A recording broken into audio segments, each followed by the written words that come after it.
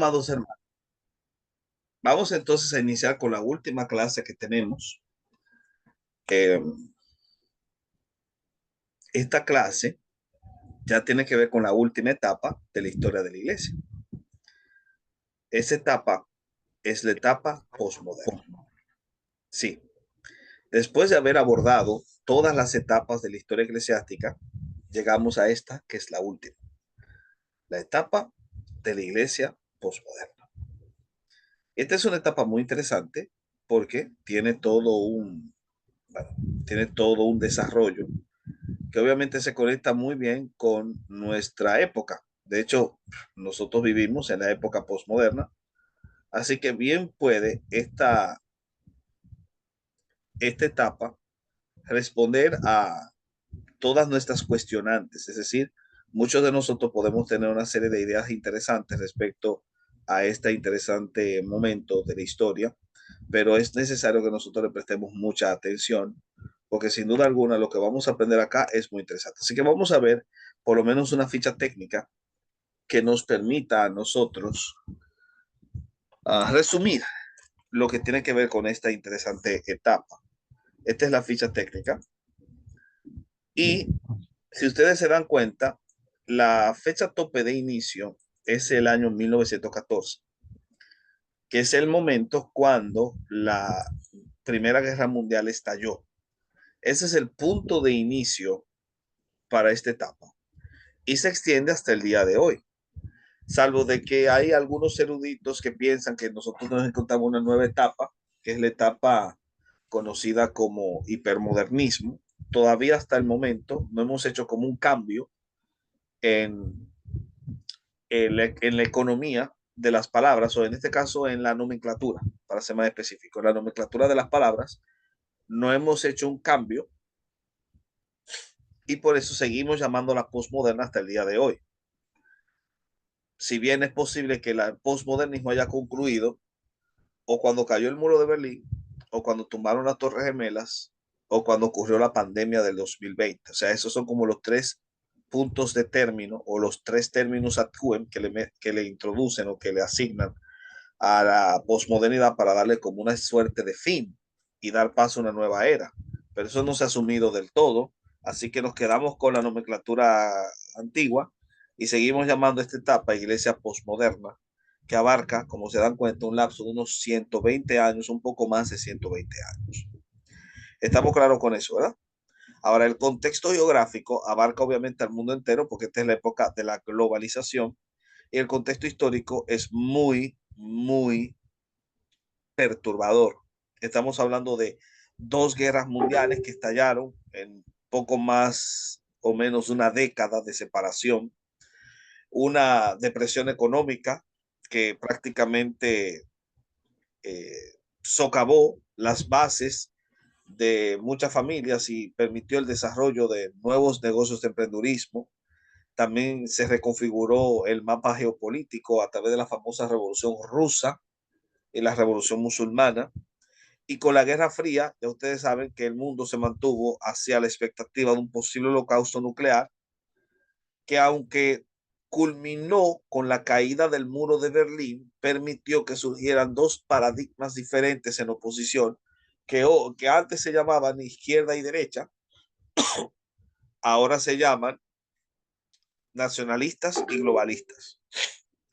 Ese globalismo obviamente también ha marcado una serie de paradigmas en el ámbito del terrorismo global, con el caso del World Trade Center, pero también está la época de los avances tecnológicos, estamos en la época del transhumanismo, cuando lo tecnológico está rayando más allá de lo ético y está el declive moral, representado sobre todo por el progresismo actual y por lo que muchos han llamado la batalla cultural.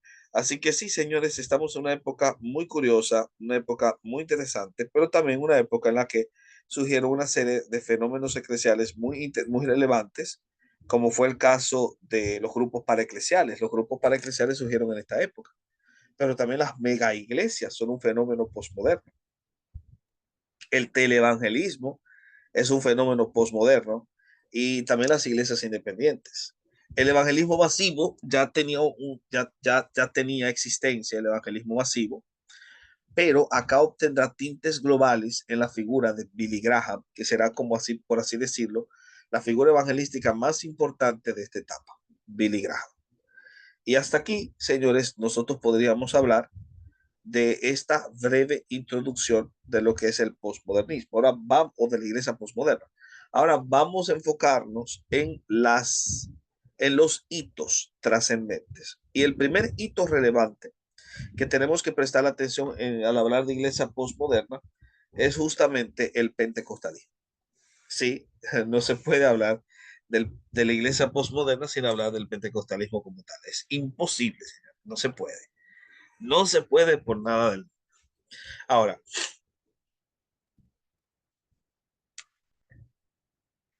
el pentecostalismo, como ustedes saben, no es tanto una denominación, sino más bien un movimiento. Eso es el pentecostalismo. Es un movimiento evangélico que describe una reacción de corte carismático que va a ser muy obvia en la experiencia neumatológica de muchas congregaciones y que va a tener su desarrollo sobre todo en el sur y el oeste de los Estados Unidos, Carolina del Norte, Kansas, California, sobre todo. Y como ellos tenían una pasión misionera muy elevada, se encargaron de prácticamente reevangelizar el continente americano. Digo reevangelizar porque ya el continente americano había sido evangelizado, pero se reevangelizó y se reevangelizó Europa. Y de hecho, mientras el cristianismo clásico en Europa ha ido decayendo, quienes han mantenido la llama encendida del mundo de la experiencia cristiana en Occidente, en Europa, son los pentecostales, sin duda alguna, los pentecostales. Sí, y necesita ser evangelizado, si me pregunta muy bien, querido Víctor. Entonces, ellos se enfocaron en evangelizar Latinoamérica y Europa, especialmente Puerto Rico y Brasil, que son, y debo decirlo, los países que tienen el mayor porcentaje en Latinoamérica de pentecostales, de iglesias pentecostales, Puerto Rico y Brasil, el mayor y más elevado porcentaje. De hecho, la idiosincrasia o el etos de la nación puertorriqueña fue afectado de una forma increíble por los pentecostales que representaban la lower church, la low church. Así que ese sería como una especie de panorama genérico de lo que es el pentecostalismo. Ahora bien, la historia del pentecostalismo es muy interesante. Yo no sé si ustedes recordarán que Santiago Alarcón armó una pregunta trampa y se la hizo a mi querido amigo Emanuel, mensajero cristiano, en su canal. Y la pregunta era si el pentecostalismo era más reciente que el club de River Plate, que el club de River Plate era más antiguo que el pentecostalismo. ¿Ustedes recuerdan eso? ¿Que dijo eso?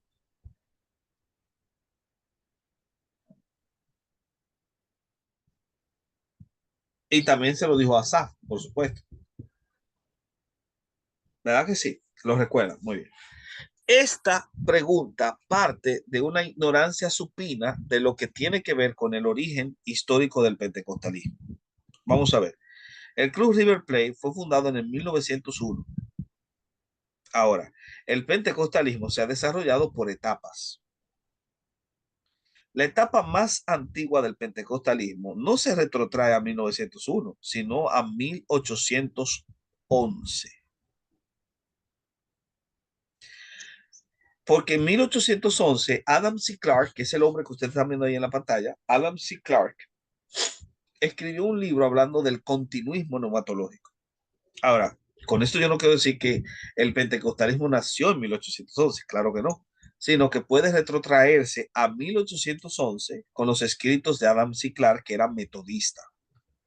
De hecho, el pentecostalismo bebe del metodismo de Wesley y también del segundo despertar. De hecho, la soteriología que asume el pentecostalismo es wesleyana. Y los mecanismos evangelísticos que asumió venían del segundo despertar, que lo estudiamos la semana pasada. Justamente de esa época es que son los trabajos de Adam Clarke.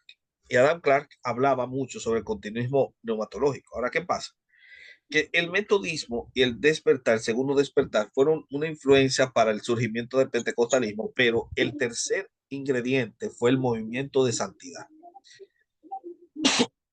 El movimiento de santidad enfatizó la doctrina del bautismo en el Espíritu. ¿Oyeron eso?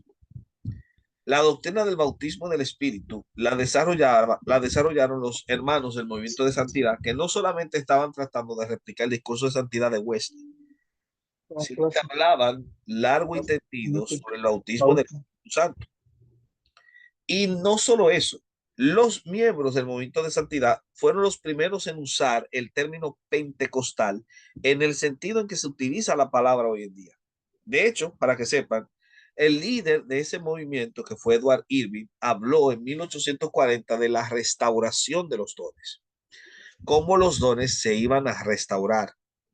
Y a partir de ahí, específicamente entre 1846 y 1860, este domingo te bautizaron, ¿verdad? Una experiencia numatológica en Carolina del Norte, yo tengo prácticamente así. Si pueden poner los micrófonos en mute, se lo voy a agradecer. Ah, dice que se recupera, ok. Bueno, la cuestión, amados hermanos, como volví a decir, el término dio paso a unas reacciones espirituales, unas experiencias pentecostales, de donde se formaron dos denominaciones pentecostales, que son la Iglesia de Dios y la Iglesia de Dios la Profecía. También hubo una suerte de experiencia o de rescate neumatológico entre los presbiterianos, y de ahí nació la Alianza Cristiana y Misionera, que también es identificada por Donald Dayton como una iglesia de origen pentecostal, o está dentro de las categorías pentecostales. ¿Sabes? Tengo el libro por ahí. Tengo el libro por ahí.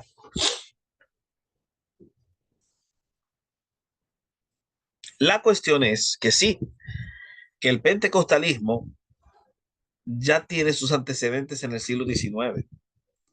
Y justamente ese pentecostalismo de la década de los 40 del siglo XIX es el que se conoce como el pentecostalismo histórico. ¿Ok? Ese es el pentecostalismo histórico. Es la primera etapa del pentecostalismo. ¿Es lo mismo que el clásico? No, no es lo mismo. El histórico es anterior. Luego viene una segunda etapa. Y esa segunda etapa tiene como punto de inicio el año de 1900. Ojo, que el River Plate se fundó en el 1901. Pero un año antes, Charles Parham fundó el Instituto Bíblico Bethel en Topeka, Kansas. Y ese instituto es muy importante porque entre los estudiantes que habían ahí, que habían metodistas y miembros del movimiento de santidad, había una joven llamada Agnes Osman que tuvo una experiencia de glosolalia. A partir de esa experiencia, Parham desarrolló la doctrina de que la evidencia inicial del bautismo del Espíritu era el don de lenguas, muy importante para la neumatología pentecostal. Y en esa misma escuela estaba un afroamericano llamado William Seymour. Seymour se entrenó en esta escuela de Parham y luego se fue a California, donde fundó la famosa Misión del Evangelio de la Fe Apostólica. Y en esa iglesia fue donde se desató el famoso avivamiento de la calle Azusa de 1906, de donde nació la Iglesia de las Asambleas de Dios en 1913. Y del grupo de las Asambleas de Dios, 2 años después, 3 años después, se desprendió la famosa Iglesia Pentecostal Unida, que son los unicitarios, que los pentecostales unicitarios, que obviamente se colocaron en las afueras del mundo pentecostal y por lo tanto no representan al mundo pentecostal, salvo su conexión histórica. ¿Se entendió? Esa segunda etapa en la que nacen las asambleas de Dios es la que se conoce como el pentecostalismo clásico. Y si ustedes notan, el pentecostalismo clásico es un año anterior a River. Así que nuestro querido Santi tiene que estudiar un poco más de historia. Ahora bien, hay otra cosa que tengo que mencionar, pues ahora vamos a hacer una suerte de pausa y vamos a pasar a la siguiente página porque es bueno que conozcamos algunos detalles sobre el pentecostalismo histórico y el clásico, unos detalles muy importantes antes de hablar de la última oleada que es el neopentecostalismo. Los exponentes más importantes en este sentido Profe, fueron, disculpa que te ataje ahí. sí, En este interín, hasta ahora entiendo que vas a seguir, pero en este interín hasta ahí, ¿qué está pasando con los movimientos reformados y los otros, las otras expresiones lo vamos a religiosas? ver, vamos a verlo. Ah, Son hitos diferentes, estamos con el hito de los pentecostales ahora. Pero sí, estos son los exponentes más importantes. Por ejemplo, William Seymour, que les mencioné, es el responsable del famoso avivamiento de la calle Azusa. Charles Parham, que es, por así decirlo, el que da el pistoletazo de salida al pentecostalismo clásico. John Alexander Dowie, que está por ahí. Smith Wigglesworth, que representó al evangelista típico del mundo pentecostal clásico. Y estaba Ian Bell, que junto con Jimmy Cashwell y otros más, fundaron las Asambleas de Dios, cuya fraternidad, señor, la Fraternidad Mundial de las Asambleas de Dios, la presidió en la década de los 90, nada más y nada menos que Paul Yoguicho, el pastor de la mega iglesia más grande del mundo, que es de las Asambleas de Dios. Y ya falleció recientemente. Ahora, si bien Smith Wigglesworth representa al predicador pentecostal, el más grande evangelista que habían tenido los pentecostales en esa primera etapa fue este hombre que ven con la Biblia en la mano en el centro de la página, Evan Roberts. Evan Roberts marcó una pauta que seguirían Leonard Ravenhill, David Wilkerson, hasta llegar a Richard Bonnke y en el mundo hispanohablante, G.J. Ávila. Ese sería en ese punto. Ahora bien, los pentecostales también tuvieron un ala intelectual y académica muy relevante. Los pentecostales tienen intelectuales, hay una intelectualidad pentecostal, mucha gente eso no lo sabe, pero es así. Estoy tratando de ver si encuentro. Ah, mira, ya lo encontré. Aquí está. Este es uno de los más importantes referentes del mundo pentecostal en el ámbito académico, Donald Dayton. Falleció también no hace mucho. Donald Dayton, con este libro, Raíces Teológicas del Pentecostalismo, es uno de los representantes más importantes del ala intelectual pentecostal. Pero también Mayer Pirman, que por cierto, vi que Víctor está leyendo la teología sistemática de Pirman, Stanley Horton, que escribió otra, y Donald Stam, que fue el editor de la famosa Biblia de Estudio Pentecostal, para que sepan que sí, el mundo pentecostal ha tenido su ala académica y también su ala femenina. Claro, su lado femenino, con figuras de la talla de Aimee Semple Mcpherson, de Catherine Kuhlman y de Kerry Nation, que debo decirles, Kerry Nation entraba, señores, entraba a las licorerías en la época de la ley seca con hacha en mano para romperle las botellas de alcohol a los taberneros. Y por supuesto, también tú tienes esta ola final. Ha habido otra ola, la famosa segunda ola del carismatismo, del pentecostalismo, se metió en los católicos, la renovación carismática, pero no la voy a tratar ahora, la vamos a ver más adelante. Sin embargo, la tercera ola, algunos dicen la cuarta ola, es el neopentecostalismo. Y el neopentecostalismo, que para que sepan, la palabra neopentecostal la acuñó Harold Bridges. El más importante referente teológico del neopentecostalismo es Peter Wagner. Y luego el neopentecostalismo se va a destacar por la mayoría de los famosos televangelistas y de evangelistas algunos son evangelistas de cartón, otros son evangelistas de noches de milagros y cosas por el estilo, pero los más importantes representantes en ese ámbito han sido David Duplessis, David Bennett, Jim Wimber, Benny Hinn, y en Hispanoamérica estaba el guatemalteco Harold Caballeros, el Chapín Harold Caballeros. Esos serían como los representantes del neopentecostalismo. Ahora, el neopentecostalismo tuvo un legado, dejó un legado. Perdón, el pentecostalismo en general, ¿verdad? Dejó un legado. en las misiones, en el evangelismo, en el tema de los dones, en el tema de la santidad, en lo escatológico y sobre todo en la batalla cultural, el, el pentecostalismo como tal, pero también dejó fenómenos, algunos positivos y otros no, algunos cuestionables, otros no tanto. Por ejemplo, las iglesias independientes nacen dentro del fervor del neopentecostalismo. La renovación apostólica es un fenómeno neopentecostal. No pentecostal, neopentecostal. El trabajo celular también. La reforma musical, el movimiento de la guerra espiritual, el evangelio pleno o evangelio de la prosperidad. Y ahora están los chemaínes. Así que, así que ya ustedes saben en ese punto lo que se aprende ahí. Ahora, este sería el primer hito del pentecostalismo. Y aquí termina esta parte. Ahora bien, mi querido Héctor me hizo una pregunta. Él me dice, ¿qué pasó con las denominaciones históricas? Y sí, ahora vamos a ver dos. Vamos a hablar de qué pasó con el protestantismo, especialmente el protestantismo a nivel teológico, la teología protestante. Vamos a hablar de la teología protestante ahora. Y después vamos a hablar de la teología católico-romana.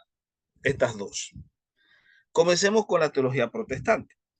La teología protestante, por lo menos en el periodo de entreguerras, entre las dos guerras mundiales, desarrolló una nueva forma de acercarse al texto bíblico a través de dejar a un lado la lucha que se tenía anteriormente entre teólogos conservadores y teólogos liberales. ¿Sabe que nosotros vimos cómo la alta crítica generó una trifulca entre teólogos liberales y teólogos conservadores? ¿Se acuerdan que lo vimos? Hablamos de la teología histórica, de Edersheim, etcétera, y hablamos del fundamentalismo. Bueno, era un choque entre fundamentalistas y entre liberales. Pero en el periodo de entreguerras, influenciado sobre todo por el pensamiento hegeliano de Kierkegaard, de mismo Nietzsche y de Overbeck y Heidegger, bueno, comenzó a surgir una tercera vía. ¿Cuál es esa tercera vía? Un punto medio entre el fundamentalismo y la teología liberal. Un punto medio que pudiese rechazar ese progresismo racionalista de los liberales y afirmar el valor de la ortodoxia como hacían los fundamentalistas, sin caer en el fundamentalismo irracional. ¿Se entiende? Era un punto medio, una especie de dialéctica que se diera entre ambos. Y a esa ortodoxia, vista como punto medio entre los extremos del fundamentalismo y el liberalismo, se le conoció como neo-ortodoxia. Era una nueva forma de ver la ortodoxia. Y sin duda, el más importante representante de esa neo-ortodoxia fue Karl Barth. Karl Barth fue uno de los teólogos más influyentes de su época. El nuevo Lutero, como se le llama, cuyo comentario a los romanos lo publicó en 1919 y le dio el pistoletazo de salida a la neo-ortodoxia con su teología dialéctica. Para que ustedes entiendan, la teología dialéctica hacía tres cosas, y ahí lo pueden anotar si lo desean. Lo primero era explorar la otredad de Dios. Dios es el totalmente otro, que está tan lejos que no se le puede conocer, pero que se hizo tan cercano que se le puede abrazar, y cuando le abrazas te das cuenta que sigue igual de lejos. Claro, este pensamiento es uno de los objetivos de la teología dialéctica. Lo segundo era, como su nombre lo indica, crear un diálogo, una dialéctica. ¿Entre quién? Bueno, entre Dios y la manera como yo lo puedo explicar. Porque si Dios es el gran otro, no hay lenguaje humano que lo pueda describir. Entonces, ¿qué puede hacer un teólogo? Teólogo se queda sin trabajo. ¿Por qué? Porque no puede describir a Dios, no tiene palabras en su humano lenguaje. Así que, ¿cómo logra el teólogo rescatar su trabajo? logrando conectar de una forma dialéctica o relacionar de una forma dialéctica su capacidad para hablar de Dios como teólogo y su imposibilidad para hacerlo como hombre. Y para ello necesita un ideal antropológico, un giro antrópico que al mismo tiempo sea divino. Justamente Barbey ese giro en la figura de Cristo, porque Cristo es verdadero Dios y verdadero hombre. Puede conectarlo de tal modo que Dios es eso que nosotros no somos y no conocemos, y nosotros somos eso que Dios no es, pero conoce, y lo hace a través de Cristo. Cristo es el ideal antropológico que apunta hacia el Dios infinito. Ese sería como un resumen de la teología dialéctica bartiana. Y la teología dialéctica bartiana, como vemos en la siguiente diapositiva, afectó, es decir, generó el desarrollo de una escuela de pensamiento que fue abrazada por gente de la talla de Emil Brunner, como ven ahí, de Oscar Kuhlmann, de Friedrich Gogarten y de William Pannenberg, de Wilhelm Pannenberg, Wolfgang Pannenberg, que sin duda alguna es como el heredero final del pensamiento bartiano. Claro, también yo puedo incluir a Barclay, William Barclay, pero Barclay, aunque entra dentro de la neortodoxia, Barclay no es bartiano. Barclay pertenece a una nueva ortodoxia dentro de la Iglesia Libre de Escocia, que es otra cosa. Y obviamente que la neortodoxia no solamente incluye la teología dialéctica de Barth, sino que también puede incluir la teología existencializada de Paul Tillich. Paul Tillich, que se convirtió en un referente muy importante en aquella época, o el caso de Dietrich Bonhoeffer, el pastor Bonhoeffer que murió mártir de los nazis, que era un pastor que desarrolló la famosa ética del seguimiento, que es muy importante para los que hacen batalla cultural, por cierto, porque Bonhoeffer decía que habían 4 esferas relacionales en el hombre. La primera esfera con la que el hombre tiene que relacionarse, que no puede eludir, es con Dios, porque a Dios se debe entregar. La segunda es con el hombre, con el prójimo, con quien debe ser altruista. La tercera es con la comunidad a la que debe respaldar. Y la cuarta es el Estado a quien tiene que confrontar, porque si no lo hace, entonces debe decirse de ellos la frase lapidaria que decía, la iglesia cayó cuando debió haber gritado. Un pensamiento interesante este de Dietrich Bonhoeffer. Y claro que este pensamiento tuvo tendencias. Por ejemplo, la neortodoxia encontró en la teología de la esperanza de Jürgen Moltmann un viento refrescante muy importante. Pero también Reinhold Niebuhr representó a la neortodoxia en el mundo norteamericano. Y finalmente estaba Hendrikus Berkhof,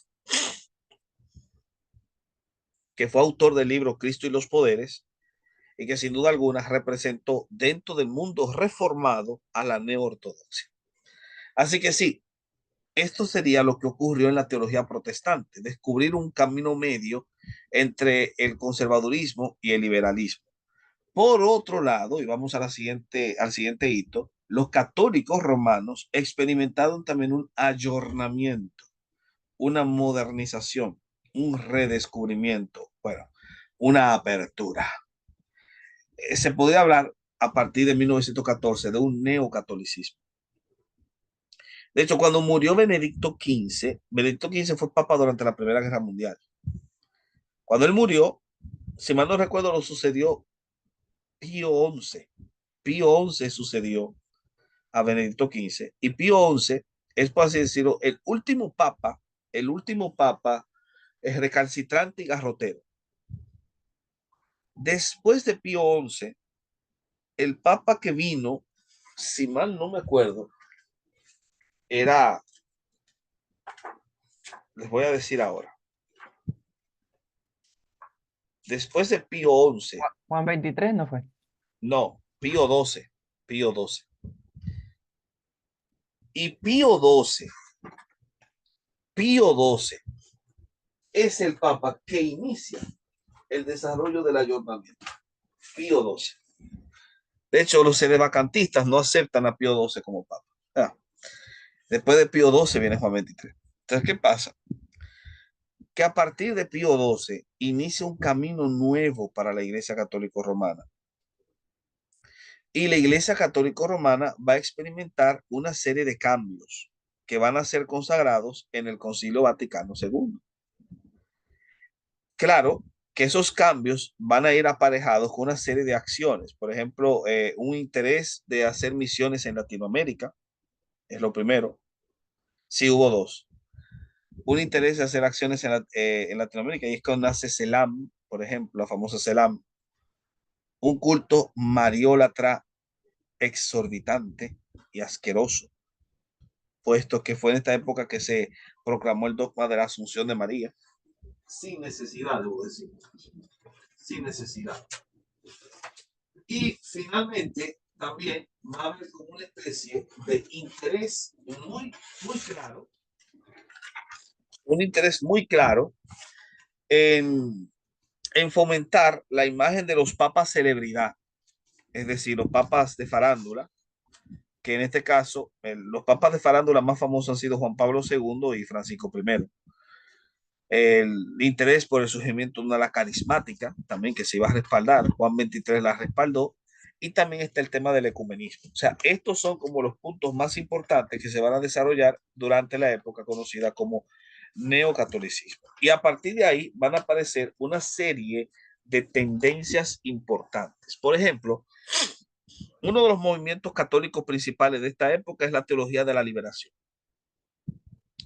La teología de la liberación es la versión protestante del Evangelio de los Oprimidos de Brennan Manning y la teología de la esperanza de Moltmann. Es una izquierdización nacida del descubrimiento del siglo que tuvieron los católicos romanos del derecho social de la iglesia.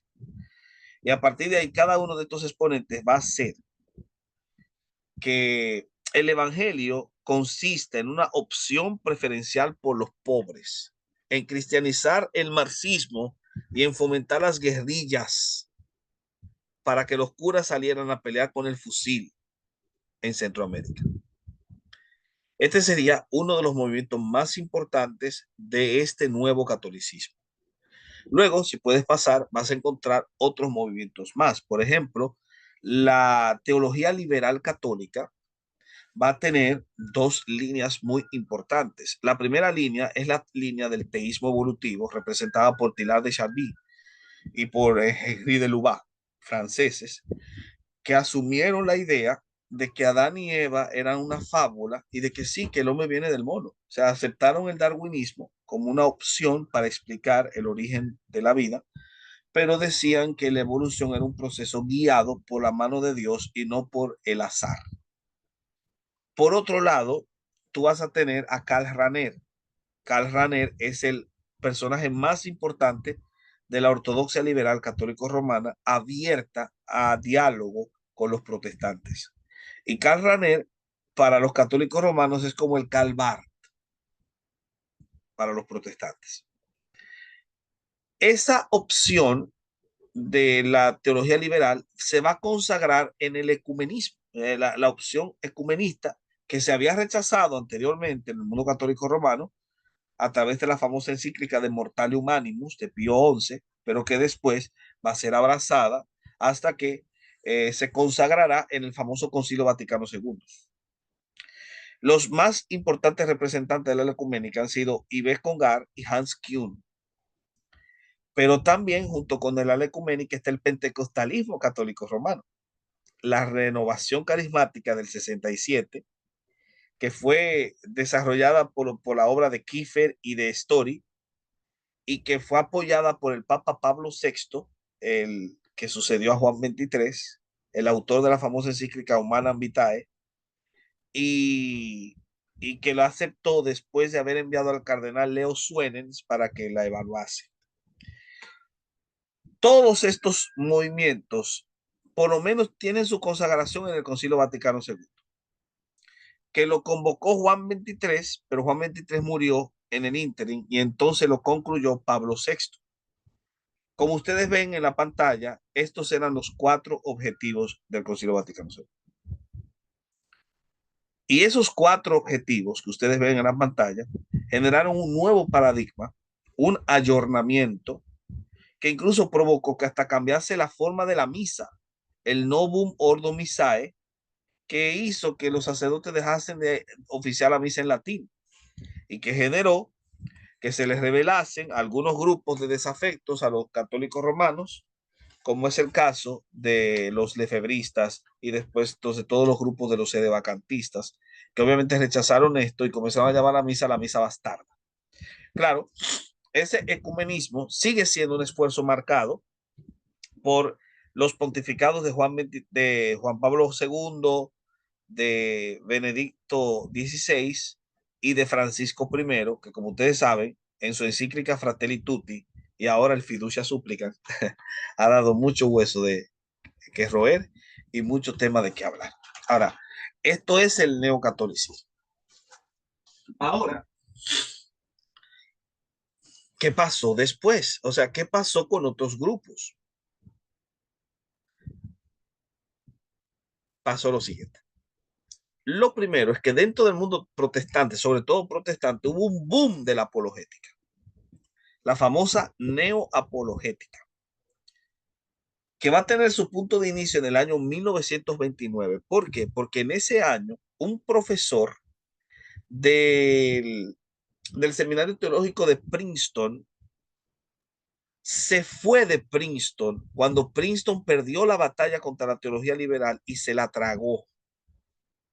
Princeton había sido el baluarte contra la teología liberal en el siglo anterior, en la etapa anterior.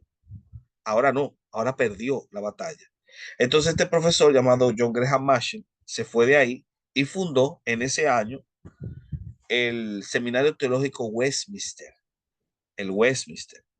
Luego llamó a un colega suyo, que era profesor en Princeton de apologética, llamado Cornelius Van Til, y le dijo a Van Til que viniese a ayudar a levantar este seminario que iba a ser el nuevo bastión contra la teología liberal. Graham Machen y Van Til desarrollaron ese trabajo en mancuerna y con el nacimiento del Seminario Teológico de Westminster viene este boom de la nueva apologética. ¿Entienden? De hecho, el libro Cristianismo y Liberalismo de Graham Machen es un documento importantísimo y en las aulas del Westminster fue donde nació el presuposicionalismo apologético, la apologética presuposicionalista, no sé si la habían escuchado. Entonces, a partir de acá, los sistemas apologéticos que ya existían se van a consagrar e iban a aparecer nuevos sistemas y nuevos marcos apologéticos que se iban a aplicar en todo sentido. Por ejemplo, iba a haber un resurgir de la apologética clásica con John Gerstner, que fue maestro de R.C. Sproul, con Norman Geisler y ahora con William Lane Craig. Esa apologética clásica americana tendría sus ecos en Inglaterra con la figura de Chesterton y de C.S. Lewis, aunque Chesterton se hizo católico, pero con C.S. Lewis. Y en la India, el de tan triste y malograda memoria, Ravi Zacharias, que vino acá como inmigrante a Estados Unidos. Ahora, esto sería en la apologética clásica, pero el evidencialismo, que era un tipo de apologética nacido en el 19, desarrolla su esfuerzo apologético con la metodología arqueológica. La arqueología se perfeccionó en esta época. Aldrich, Price y otros más son de los más grandes representantes de eso que llamamos arqueología bíblica. Y también tú vas a tener a los representantes del diseño inteligente como Berlinski, Ross, James Tour, Thomas Woodward, que van a ser los que se van a enfrentar al darwinismo, o Rudolf Otto, que va a insertar el campo teológico en el ámbito de la antropología. Y obviamente está el desarrollo de la apologética presuposicional de Van Til, de Dewey y de Plantinga, actualmente Alvin Plantinga que la representa, y la apologética integral de Mark Mittelberg, Doug Powell y Antonio Cruz.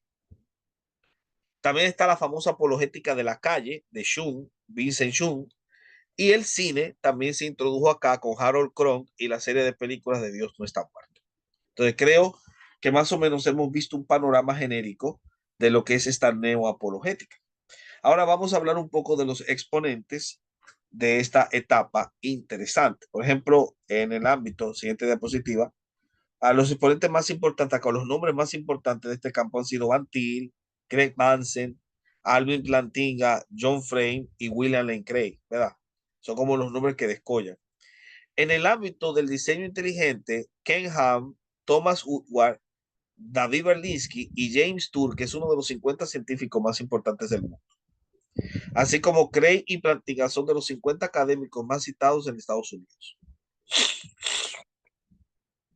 C.S. Lewis, autor de las Crónicas de Narnia, desarrolló la famosa visión integral de defender el mero cristianismo, como lo llamó, el mero cristianismo. Y esa idea va a imperar en Alistair McGrath, que es un seguidor de C.S. Lewis, hasta el punto de que le escribió una biografía. El académico que tanto le gusta a Hugo Sesgado. Pero también va a influenciar mucho en John Lennox, el matemático John Lennox. Así que eso sería como un punto interesante en ese sentido. Ahora, hay otras tendencias. Por ejemplo, Ravi Zacharias desarrolló la famosa argumentación de los 3 niveles en la apologética clásica. No sé si ustedes lo sabían. El nivel teórico, el artístico y el lenguaje común. Y así como se hace apologética. Alineas la lógica del argumento, lo ilustras y te cuentas un chiste.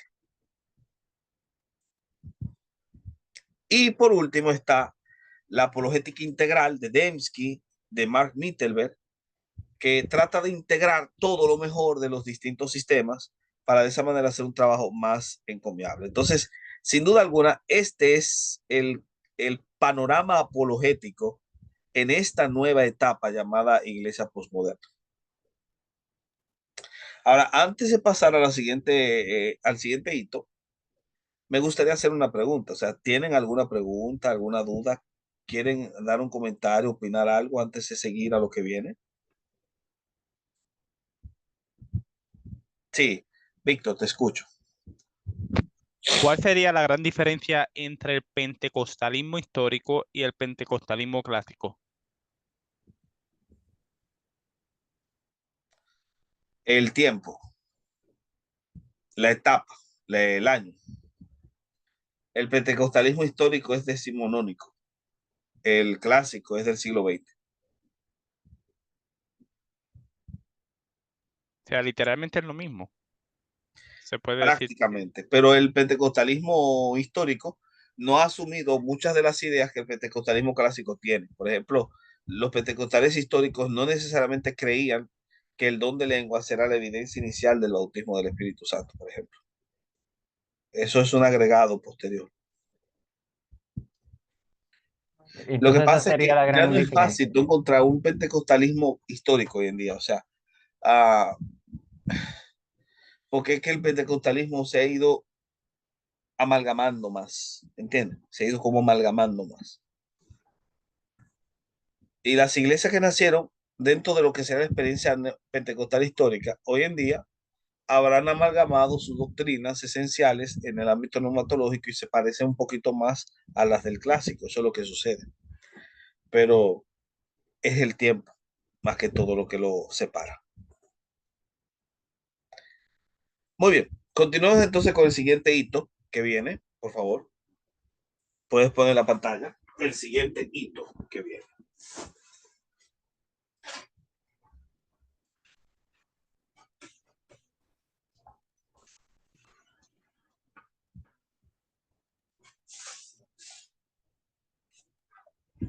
Es el neofundamentalismo, como lo ven.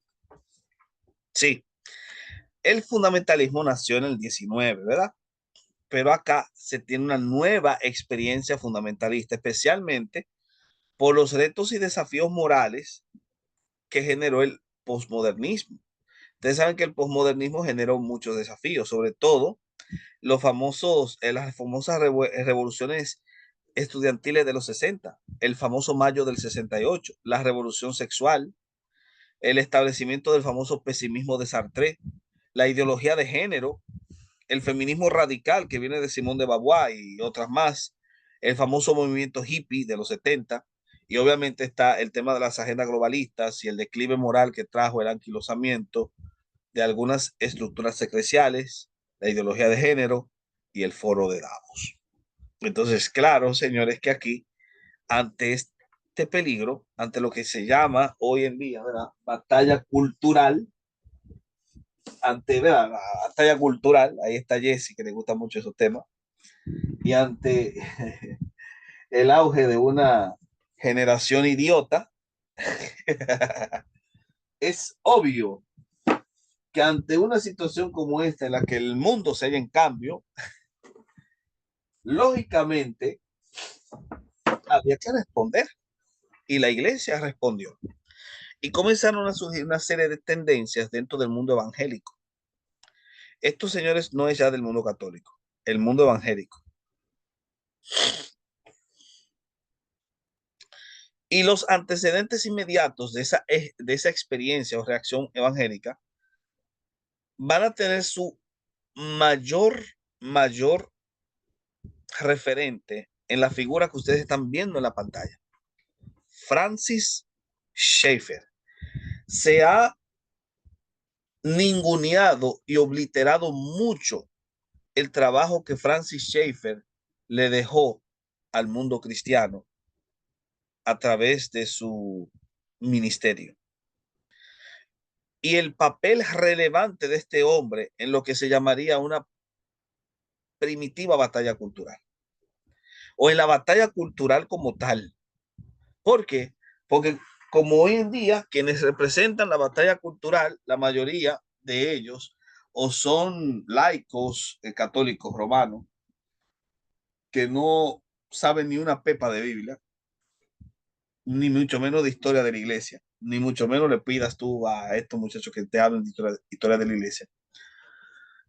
O como también han sido católicos romanos que han querido invisibilizar el trabajo de la iglesia, es obvio que el trabajo de Francis Schaeffer se va a ignorar, pero mucho. Pero una de las primeras voces que se levantó contra el aborto fue este hombre. Cuando el aborto fue consagrado con la famosa ley de Roe v. Wade, el famoso fallo Roe v. Wade, en los 70, en el 73, este señor se levantó en contra. Y Francis Schaeffer, que es por así decirlo el padre del neofundamentalismo cristiano, representó todo el espíritu contracultural del neofundamentalismo. Era un profeta, una de las voces proféticas del siglo XX y uno de los que mejor analizó la decadencia del occidente post-cristiano. De hecho, yo les recomiendo que se vean un documental en YouTube, 10 episodios de él hablando, que se llama ¿Cómo deberíamos vivir entonces? Viene desde los romanos hasta Sartre, haciendo un análisis que se consagró en un libro que él publicó, que es una especie de réplica del documental que se llama Huyendo de la razón. Un libro buenísimo, de alta cultura. Y también él escribió, a ver, tengo por aquí está. Miren este libro, escrito por él. ¿Qué le pasó a la raza humana? Un libro que hace una crítica del aborto. De hecho, este libro casi no aparece, casi no aparece. Si yo llego a conseguir este libro, se lo voy a regalar a mi querida Jessie. Porque sin duda alguna este libro es muy bueno para esos que están en batalla cultural. Es un libro muy bueno. ¿Qué le pasó a la raza humana? De Francis Schaeffer. Y Francis Schaeffer fue un analista. Él, de hecho, ¿sabe lo que hizo ese señor? Él se fue a Suiza. Y en Suiza formó una comunidad hippie, pero evangélica. O sea, una comunidad que se encargaba de analizar la cultura a través del arte, cómo el arte, la degradación del arte muestra la muerte de una cultura. Es decir, una cultura que te produzca trap y que le dé a Bad Bunny el premio del compositor del año. Es una cultura no que se está muriendo, es que se murió. Se murió. Es una cultura que en vez de dibujarte un paisaje geométricamente bien establecido, con colores bien delineados, te dibuja dos círculos y un garabato y pone a la gente a analizar que subjetivamente lo que eso significa. O que en vez de hacerte un Adonis o un David como Michelangelo Buonarroti, te hace dos bolas encima de un palo. Esa es una cultura que se murió. De hecho, Ruckmayer era uno de los que vivía en la Brie junto con Schaeffer Y Ruth Mayer escribió una obra que es, sin duda alguna, una obra increíble. Déjame ver si la encuentro por aquí. Es una obra increíble. Bueno, debe estar por ahí.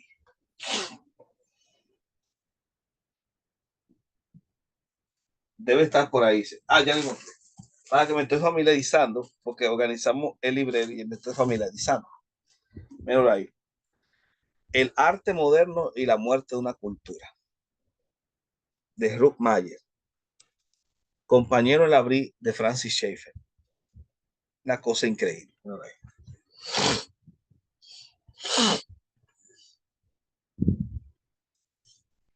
Esa gente, señores, hicieron un trabajo encomiable. De hecho, Schaeffer escribió el famoso Manifiesto Cristiano, que es como la respuesta al Manifiesto Comunista, y era un tratado en contra del pluralismo actual. Interesante el trabajo de este señor. Ahora, Francis Schaeffer es el padre del neofundamentalismo, y el neofundamentalismo va a comenzar a tener tendencias, van a desarrollarse una serie de tendencias muy importantes. El punto de inicio, sin duda alguna, y aquí puedes pasar la página, el punto de inicio del neofundamentalismo fue la reacción de Kansas. No sé si la pueden ver ahí. La reacción de Kansas.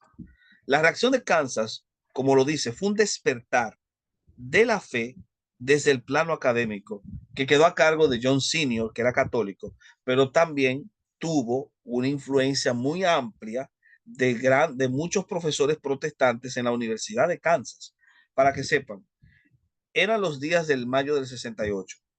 La mayoría de los estudiantes eran hippies y estaban en droga, estaban en amor libre, poliamor, ¿sí? No crean que eso es nuevo. Y estaban hablando de que no querían formar familia, de no creían en el matrimonio, ese tipo de cosas. Bueno, pues los profesores se unieron, católicos y protestantes, y armaron un programa de literatura y lo establecieron en la universidad. Y ese programa de literatura lo que tenía como misión era presentarles a esos estudiantes los valores del judeocristianismo que construyeron Occidente. Y se desató un avivamiento, la famosa reacción de Kansas, que ha sido explicada en un libro que se llama Restauración de la Cultura Cristiana. Así se llama ese libro. Yo creo que lo tengo por aquí. Restauración de la Cultura Cristiana de John Senior, y que obviamente es un libro buenísimo. Debo tenerlo por ahí. Les prometo que me voy a familiarizar mejor con este librero, porque es mi nuevo librero. Debe estar por ahí está. Bueno, la cuestión es que ese libro, La Restauración de la Cultura Cristiana, era como el material que ellos presentaron y despertó, como ustedes no tienen ni idea, a esos estudiantes. Generó un cambio de cosmovisión.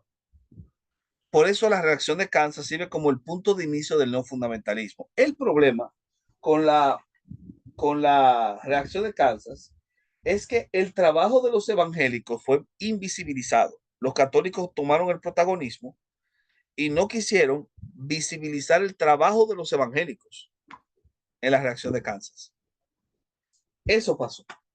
Un dato muy curioso que me ha enseñado mucho de cómo que actúan estos tipos, porque estos tipos siempre hacen lo mismo, invisibilizan el trabajo de los creyentes de verdad. Estoy todavía buscando a ver si la encuentro por ahí. Bueno, la cuestión es que eso pasó, esa fue la reacción de Kansas. Ahora, volvamos otra vez a la pantalla, porque la reacción de Kansas marca como el punto de inicio.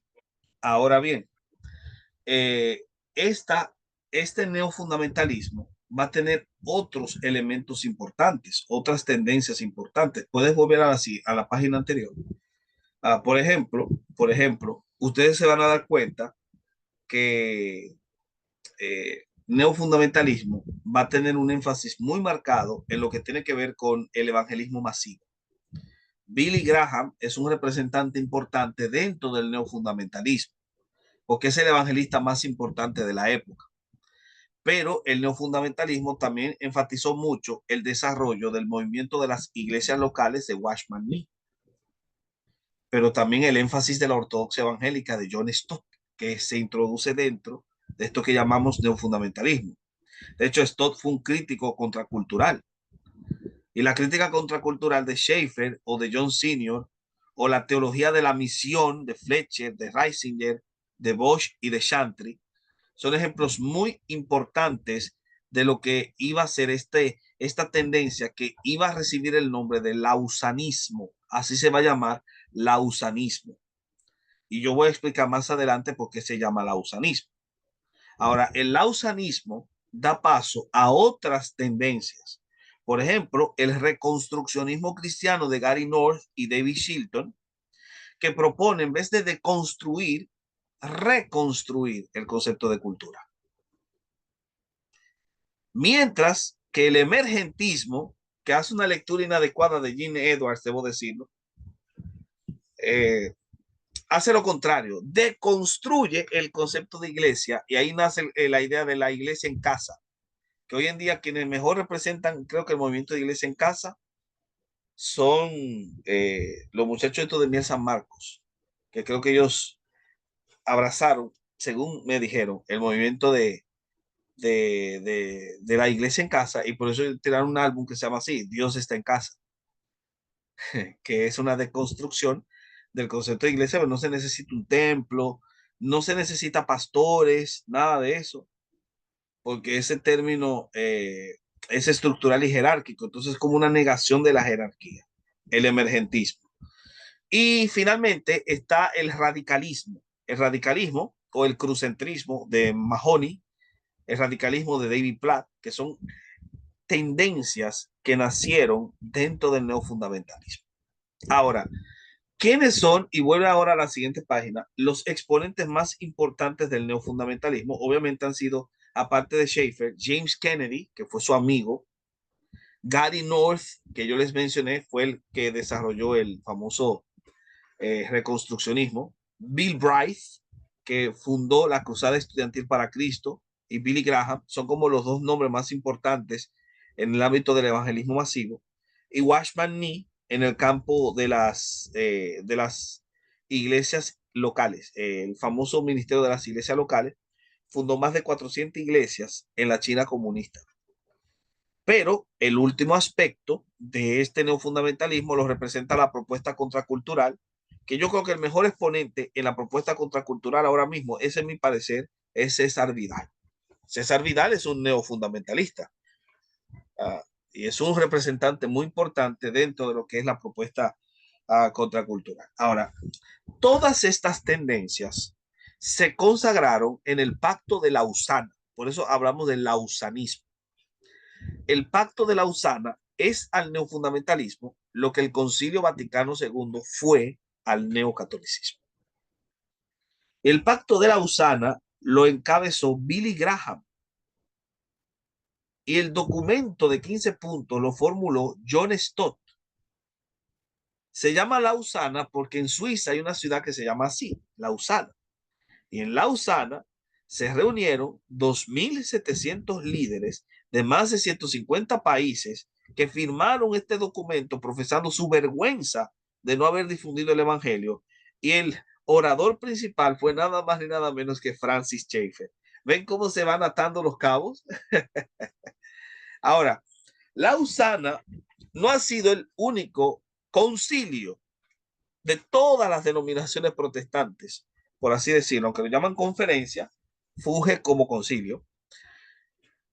No es el único, no fue la única vez que se celebró. En el año en el 84 hubo un segundo pacto de Lausana que se celebró en Manila, Filipinas, y en ese lugar se adoptó el famoso Manifiesto de Manila, donde comenzaron a preocuparse por la evangelización de los países musulmanes, a los que Luis Bush comenzó a llamar Ventana 1040 en Lausana 2. Y en Lausana 3, que fue en el 2010, en Cape Town, Sudáfrica, se firmó el famoso documento del Triple C, Compromiso de la Ciudad del Cabo, que fue un intento de contextualizar las misiones a la época y que sentó las bases para una nueva teología de la misión que va a ser representada por gente de la talla de Ernst C. Reisinger, a Walter Chantry y este señor, que sí, el libro lo tengo aquí, aquí lo voy a contar fácil, que es David Bosch. Este libro, señores, es una joya. Misión en Transformación, de David Bosch. Resumen de este libro de unas 700 páginas. Resumen. La iglesia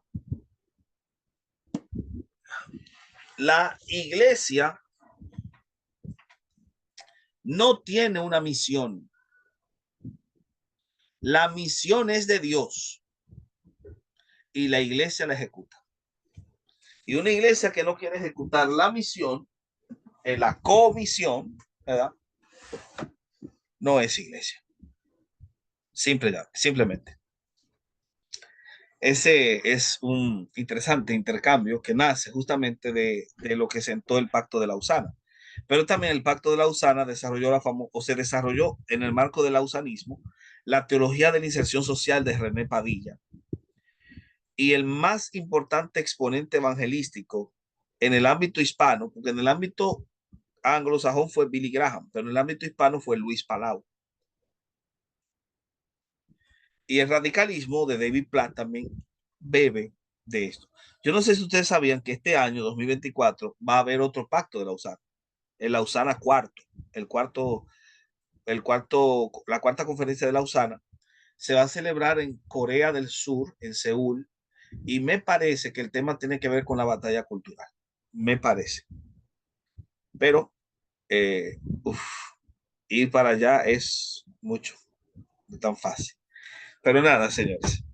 Vamos ahora con el último hito de la noche, ya para ir cerrando, que es el neocalvinismo. El neocalvinismo. Muy importante porque de acuerdo a la revista Time del 2009, el neocalvinismo fue una de las 10 tendencias que cambiaron al mundo. El neocalvinismo. Y obviamente el neocalvinismo tiene como epicentro Estados Unidos, aunque se desarrolla en los Países Bajos y se distribuyó por Latinoamérica, especialmente España. Muy atractivo para los jóvenes, debo decir. Por eso se volvió una opción muy, muy importante, una tendencia muy relevante. Ahora, el neocalvinismo no nace en el siglo XX, sino que se remonta, al igual que el pentecostalismo, al siglo XIX, específicamente al año de 1898, cuando Abraham Kuyper publicó un libro muy importante que se llama Conferencias sobre el Calvinismo. Las conferencias sobre el calvinismo de Kuyper son un libro muy importante. Yo creo que los tengo por aquí, pero señores, pero me está traicionando este librero a mí. Aquí está. Uf. Lo estaba buscando en la sección de apologética y lo puse en la sección de dogmática. Así que disculpen, que me estoy familiarizando. Ok, este libro de acá, menos la Conferencia sobre el Calvinismo de Kuyper. Este libro marcó, por así decirlo, un antecedente importante para el neocalvinismo. Pero, vuelve a la pantalla.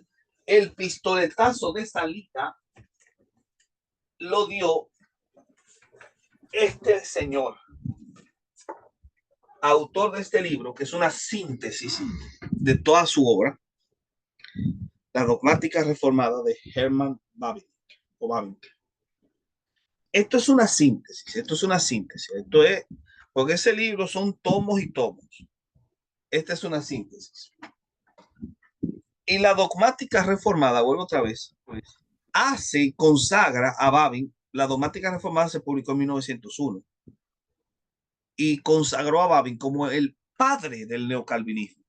El padre del neocalvinismo.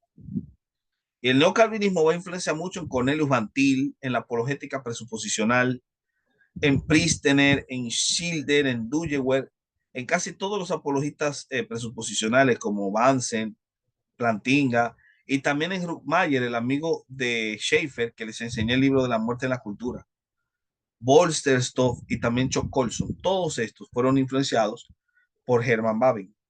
Y no solo Bavinck es el representante del neocalvinismo en este punto, sino que también influencias inmediatas las vas a encontrar en los escritos de Pink, Arthur Pink, y de Hermann Nicholas Ridderbos. Son como los exponentes que sirven de antecedente inmediato al neocalvinismo. Y obviamente el neocalvinismo es una respuesta a las distintas divisiones del calvinismo en Holanda. Yo no sé si ustedes sabían que habían distintos tipos de calvinismo. Está el secesionista, está el calvinismo, el positivista, el calvinismo positivista, y también está el calvinismo antitético. Entonces, el neocalvinismo es como una respuesta a esas distintas divisiones y presentaba un paradigma muy, muy importante que era el de la cosmovisión. De hecho, creo que los neocalvinistas fue lo que introdujeron el concepto de cosmovisión a través de los trabajos de James Orr y de Abraham Kuyper. Kuyper y James Orr, sobre todo James Orr, en este libro, que es un clásico ya, que se llama Concepción Cristiana de Dios y el Mundo. Es un libro importantísimo, incluso para los que dan batalla cultural. Este libro introdujo el tema de la cosmovisión, el concepto de cosmovisión, ¿no lo hay? De James Orr. Entonces, esto decía que no hay un solo centímetro en el universo de lo cual Cristo no diga esto es mío. Por eso los neocalvinistas hablaban mucho de la injerencia en la política, etcétera, porque había necesidad de entender que no hay un solo centímetro en este universo de lo cual Cristo no diga esto es mío. La cosmovisión cristiana es muy amplia, pero también los neocalvinistas promovieron la apologética presuposicional, promovieron un interés hacia los puritanos, una apertura, por cierto, al continuismo moderado, porque los neocalvinistas no miraban con tan malos ojos a los pentecostales, o sea, dentro del neocalvinismo. Un regreso, por cierto, a la dogmática de Westminster y sobre todo la defensa de la inerrancia de la Biblia.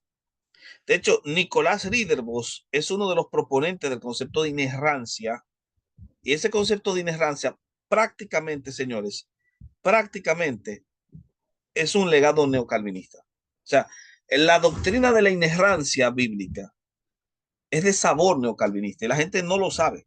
De hecho, mucha gente que ataca al calvinismo no sabe que una doctrina como la de la inerrancia es de corte neocalvinista. Y lo vamos a ver ahora, se van a dar cuenta. Vamos a la siguiente, porque ahora es que se pone bueno esto. Estos son los exponentes más importantes en el campo del neocalvinismo. Martin Lloyd Jones, en el ámbito del púlpito, el último de los puritanos, le dicen, aunque otros señalan que R.C. Sproul es realmente el último de los puritanos, pero Lloyd Jones es increíble. Luego tú tienes a James Montgomery Boyce, a Donald Carson, a Norman Geisler entra aquí, no porque Norman Geisler sea calvinista, Norman Geisler es arminiano, pero entra acá por la inerrancia, porque era un defensor de la inerrancia, ¿entienden? Por eso es que entra ahí. De modo tal que es lo que les digo, el término inerrancia abrió al neocalvinismo hacia otras cosmovisiones soteriológicas que no necesariamente se identificaban como calvinistas, pero que sí comulgaban con el concepto de inerrancia. Y entran ahí. G. Baker es otro representante importantísimo, que el libro de este G. Baker clásico es el de El conocimiento del Dios Santo. Este de aquí. Este es como el clásico. Ah, y tú tienes ahí, déjame ver, tú tienes este. Tú tienes este. Sí, sí, sí. Excelente. Está comiendo bueno. Bueno, G. Baker es un importante representante en ese sentido.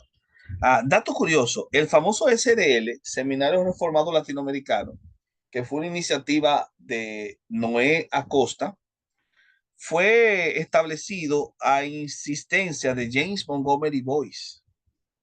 Por si no lo sabían, James Montgomery Boyce fue quien tuvo la iniciativa de que se habilitase un seminario para latinos, para que la teología reformada llegase a Hispanoamérica. Y quien lo representó fue este señor Noé Acosta, de origen colombiano, que lo estableció ahí en Medellín, donde funciona hasta el día de hoy. Entonces, ese sería como los exponentes más importantes. Ahora, hay tendencias dentro del neocalvinismo. Por ejemplo, no todos los neocalvinistas son continuistas, son cesacionistas, pero no todos son cesacionistas. Hay un continuismo moderado representado por Carson, por John Piper, por Wayne Grudem, dentro del neocalvinismo. Y eso es algo que mucha gente no lo sabe, pero es muy importante que se sepa.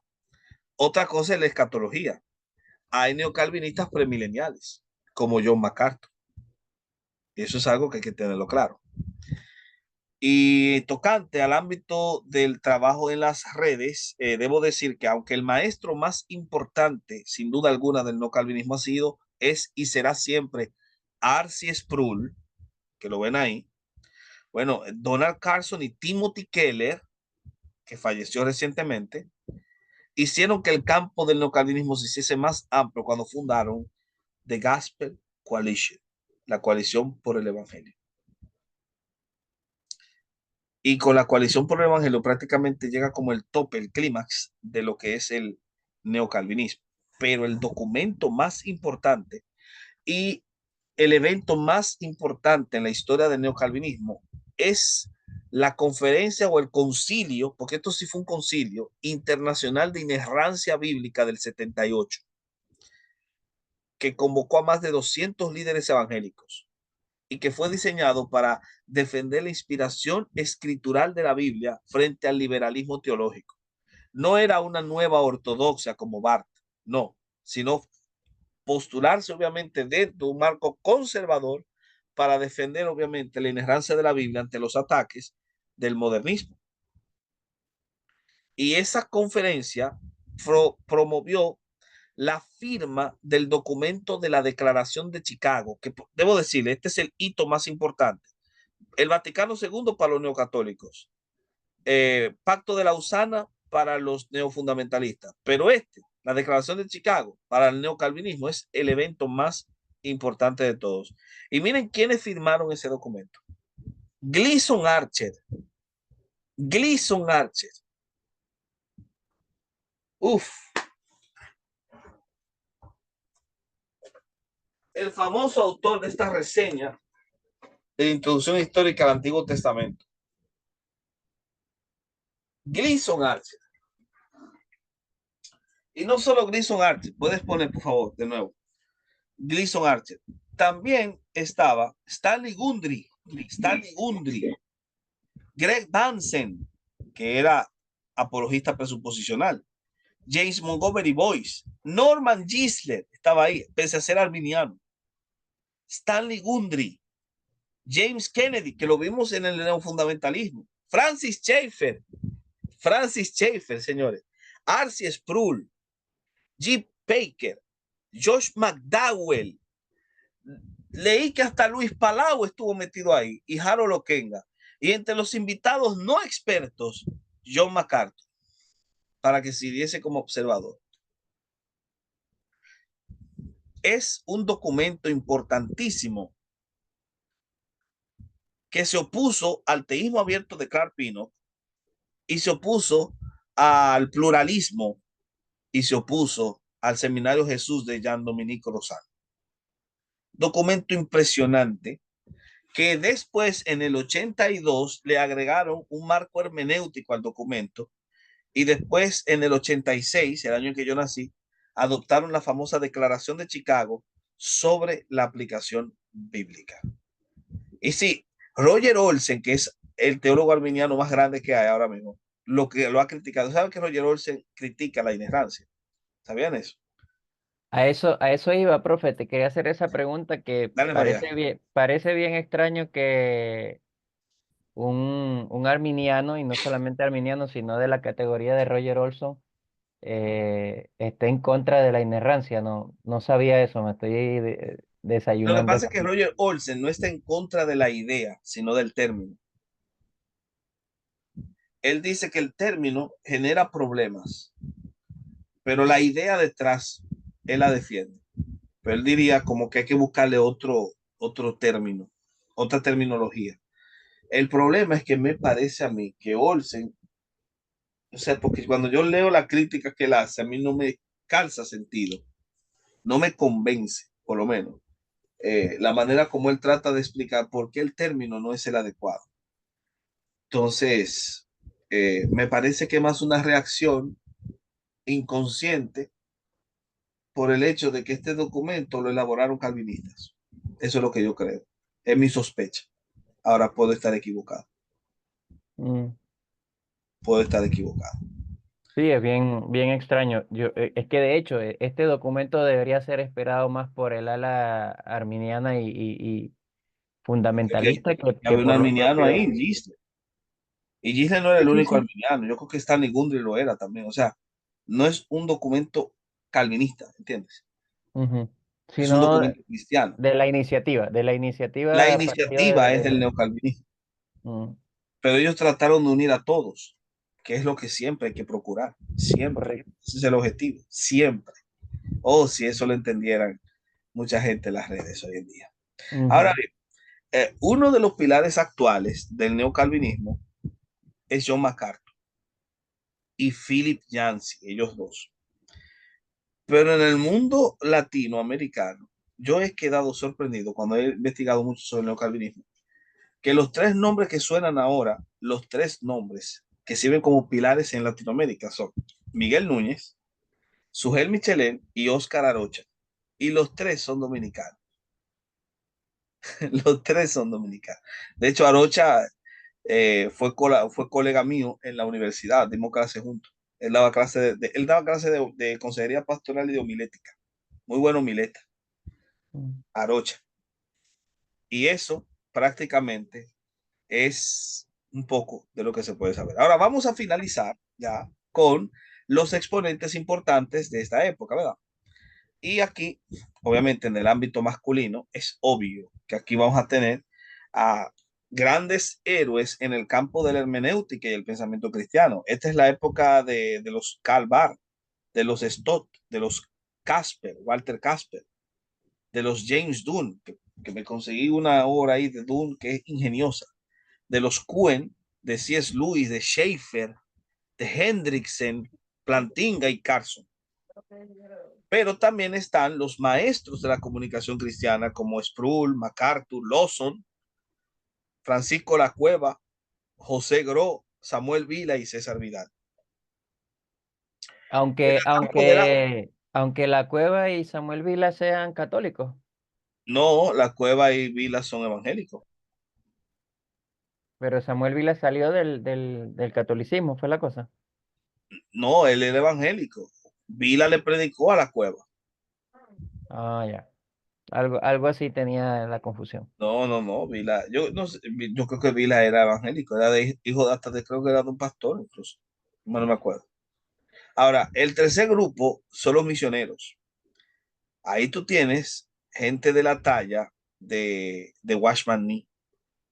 Watchman Nee hizo un trabajo encomiable en el ámbito de las misiones como mucha gente no sabe. Pero tú tienes a Bill Bright con la Cruzada Estudiantil para Cristo, a Jim Elliot, a Jim Harper, a Eric Liddell, que dejó una carrera prometedora en las Olimpiadas, en el mundo de las Olimpiadas. De hecho, Atletismo. ganó una vez la carrera de maratón y dejó, se fue a misionar. Era Y, corredor de los 100 metros y los 100 sí, metros se corrían el día del Señor y él dijo que no iba a correr ese día. exacto. Hay una película de Corrió los 400 metros y ganó, aunque no estaba preparado para eso. sí, Carrozas Ujú, de Fuego se llama una película que hicieron de él. Y ujú. Jim Elliot, que lo he mencionado la semana pasada, dirigió la famosa Operación AUCA junto con Nate Sain y dos misioneros más, eran cinco, eran cinco, eran tres misioneros más, y se fueron a predicarle allá al Ecuador, al oriente, a los guaraní. y los mataron ellos, los misioneros que mataron. Hay una película que se llama Punta de Lanza, muy buena. Y las viudas de esos misioneros se quedaron predicándole a los asesinos. Y esos guaraníes se convirtieron. Ese es un caso heroico impresionante.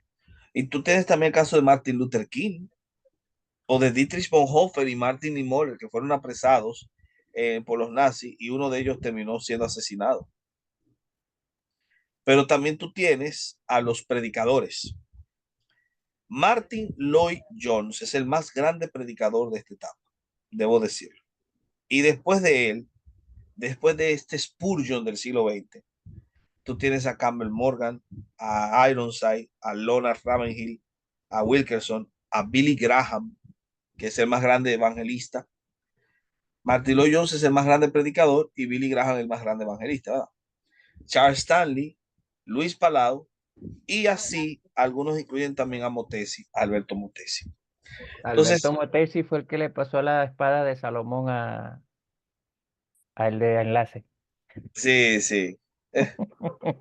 Y en la línea devocional actual, ahí siguiendo mucho los trabajos de Bounds, de Meyer y de Simpson, tú vas a tener dos grupos, los escritores devocionales y los himnólogos. En los escritores devocionales tú tienes a Tozer. Luego viene Oswald Sanders, después Brennan Manning y hoy en día quien replica mejor esa línea es Max Lucado. Y en el ámbito de la himnología, no voy a hablar de la revolución musical de Marcos Witt, Danilo Montero y Marco Vidal, aunque eso es parte de la historia, sino que me voy a enfocar en la línea anterior, himnológica, los himnólogos de la talla de Juan Bautista Cabrera, que tradujo casi todos los himnos del himnario, o Alfredo Colom, que creo que era de Guatemala, un chapín, que escribió el himno Por la Mañana. No sé si lo han escuchado ese himno. ¿No lo han escuchado? El himno de mi bisabuela era ese. Me acuerdo, cuando lo escucho, me acuerdo de mi bisabuela. Por la mañana yo dirijo mi alabanza a Dios que ha sido y es mi única esperanza. Por la mañana yo le invoco con el alma y le suplico que me dé su dulce calma. Él nos escucha pues nos ama tanto y nos alivia de cualquier quebranto. Nos da su mano poderosa y fuerte para librarnos de la misma muerte. Cuando a la noche se aproxima tenebrosa, con elevar mi oración mi alma se goza. Siento su paz inagotable, dulce y grata, porque temores y ansiedad Cristo los mata. También elevo mi cantar al cielo, cuando a la tierra va el negro velo. El sol se oculta, pero queda Cristo, a quien mis ojos en el sueño han visto. Brilla su lumbre bienhechora mientras duermo, pone su mano sobre mí si estoy enfermo, me fortalece y alienta con el sueño, pues es mi Dios, mi redentor, Él es mi dueño. Y al despertar por la mañana siento que Dios invade mi alma y pensamiento. Veo a Jesús, mi redentor amado, por mi pecado en una cruz clavado.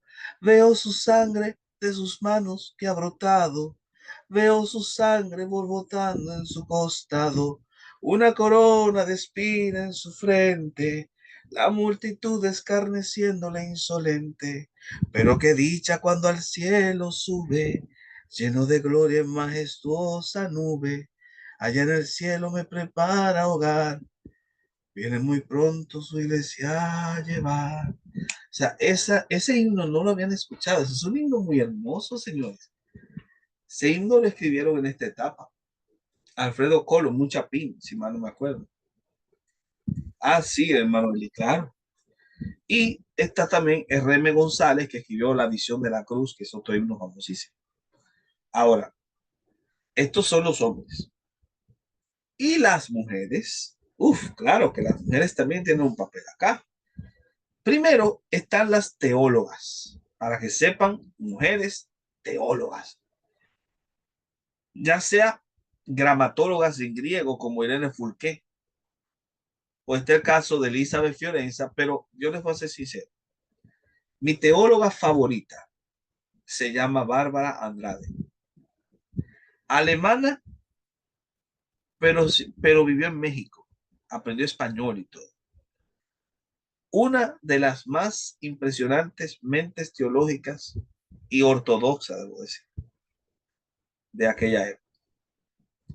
Luego, tú tienes a las predicadoras carismáticas como Aimee Semple Mcpherson o Kathryn Kuhlman, la hija del destino, como dicen. También tú tienes a místicas de la talla de Basilea Schlink, ya más en el catolicismo romano. Y esto es un fenómeno muy interesante. La literatura devocional, escuchen esto, la literatura devocional en el mundo protestante tuvo mejor representación en los hombres. Tozer, Brennan Manning, etcétera.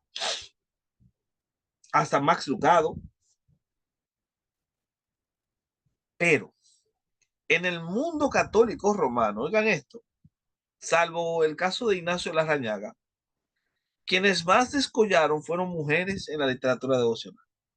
Y ese es el caso de Basilea Schlink, que era monja, famosa por la frase que dice: el Padre es más grande que todo. Su amor es más grande que el amor de los hombres. Su ayuda es más grande que tu necesidad y su perdón es mayor al peso de tus pecados. Pero no hubo tantas misioneras en el mundo católico romano como en el mundo protestante. El mundo protestante te dio a gente como Helen Rosby en África, como Esther Kim en Corea del Norte, que fue apresada en Corea del Norte, o como Elizabeth Elliot, que le predicó a los asesinos de su esposo Jim en Ecuador, a los guaraní, y cuyo testimonio, por cierto, inspiró dos películas, y ella participó en una famosa campaña de Billy Graham contando la historia, porque esto ocurre en los 50. Y en el ámbito social, tú tienes a Kerry Nation, que yo les mencioné, era la pentecostal que entraba con un hacha en la mano a desbaratar botellas durante la ley seca, botellas de alcohol. O tienes a Corrie ten Boom con su hermana Betsy sobreviviendo al holocausto. O tienes a Johnny Erickson Tada, que quedó cuadraplégica de aquí para abajo y desarrolló un ministerio para ayudar a gente cuadraplégica. Y obviamente, aparte bueno, los católicos romanos tienen a la Madre Teresa de Calcuta, ¿verdad? Pero nosotros, señores, tenemos a nada más, nada menos. Y aquí me quito los lentes y me quito la gorra para darle un saludo marcial a nada más, nada menos que Edith Schaeffer, la mujer de Francis Schaeffer. Esta mujer, que fue la cofundadora de la BRI junto con su esposo, y cuando él murió, ella continuó su trabajo. Ella es la contraparte cristiana de Simone de Beauvoir. La contraparte cristiana de Simone de Beauvoir, de feminismo ateo. Esta mujer, Edith Schaeffer. Impresionante el trabajo que hizo esa mujer. Y señores, también un trabajo muy olvidado. Si tan solo las hermanas que hacen trabajo en la batalla cultural pudiesen rescatar a figuras de la talla de Edith Schaeffer. Verdadero feminismo. Un feminismo cristiano de verdad. No el feminismo raro del empoderamiento femenino. No, un feminismo anclado en las escrituras. El trabajo de Edith Schaeffer. Ella es como la Catherine Booth del siglo XIX. Edith Schaeffer. Y así, señores, terminó nuestro curso de historia de la iglesia.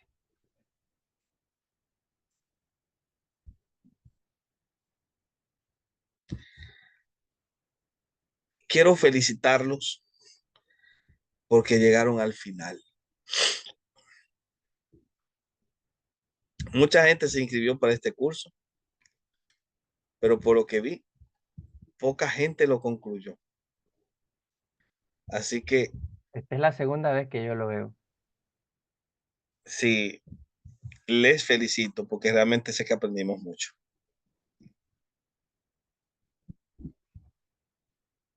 Ok, bueno, no tengo más nada que decirles. Muchos Ahora los datos escucho a ustedes. interesantes.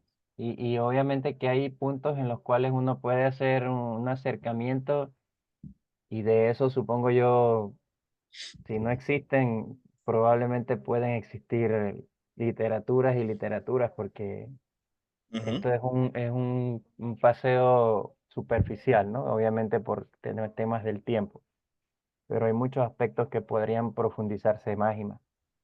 Sí, y creo que se pueden profundizar mucho más. Bueno, pues entonces dejo a cargo de mi querido Héctor este tiempo y debo agradecerles porque hemos terminado el curso de Historia Eclesiástica.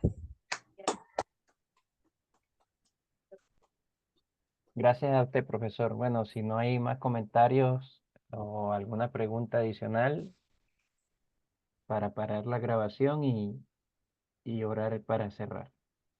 Dejar la invitación. ¿Ha estado allí en espera otro curso de heresiología? Pero como ya viene la gira a Suramérica, creo yo que lo más prudente es hacerlo a partir de agosto, ¿verdad, profesor? Sí, lo organizamos después, claro que sí.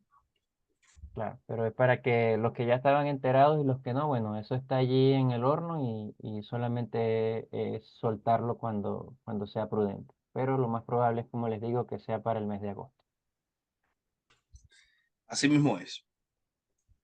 Bueno, pues entonces vamos a hacer una despedida en oración, hermanos, y gloria al Señor por todo. Vamos a